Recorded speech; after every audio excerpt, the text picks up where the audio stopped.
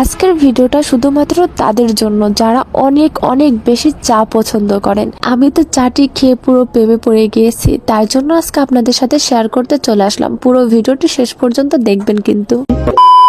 Hello guys, welcome to my Tanjin Mishti daily blog. কিছুদিন আগে রেস্টুরেন্টটা নতুন খাবারে ডেকোরেশন করা হয়েছে, তাই আমি আর আমার বান্ধবী সন্ধ্যার দিকে চলে গেছিলাম রেস্টুরেন্টে। কারণ সন্ধ্যার দিকে জায়গাটা অনেক বেশি সুন্দর লাগে, দিনের বেলা আসলে তেমন লাইটিং পাওয়া যায় না, তাই সন্ধ্যার দিকে আমরা চলে গেছিলাম। যাওয়ার পর তো সোজা আমি সুন্দর একটা টেবিলে বসে পড়লাম। তারপর মেনু কার্ড হাতে নিয়ে দেখছিলাম কি কি খাবার আছে। আমার তো এত ভালো লাগছে যে রিজনেবল প্রাইসে আমি এত সুন্দর সুন্দর খাবার পাবো এটা কখনো ভাবতেই পারিনি। তো খাবার অর্ডার করা শেষে রেস্টুরেন্টে আমি আর আমার বান্ধবী মিলে ঘুরে ঘুরে দেখছিলাম যে কিভাবে কত সুন্দর করে ডেকোরেশন করছে। তো ঘুরতে ঘুরতে একটা জিনিস আমি আর আমার বান্ধবী খেয়াল করলাম যে এখানে একটি সুন্দর একটা জায়গা আছে যেখানে নিজের মনের কথা লিখে আপনি সুন্দর করে দেওয়ালে লাগিয়ে রাখতে পারবেন। তারপর আমি ওই ভাইকে বললাম, ভাই আপনি আমার একটা পেপার আর পেন দেন। ভাই আমাকে পেপার আর পেন দিল। তারপর আমি আমার মনের কথা লিখে সুন্দর করে দেওয়ালে টাঙিয়ে দিলাম। আমি আমার বান্ধবীকে এই লেখাটা দেখে বলছিলাম, নো লাভ বাই বাই। অনেকক্ষণ পর আমাদের খাবারটি চলে আসলো।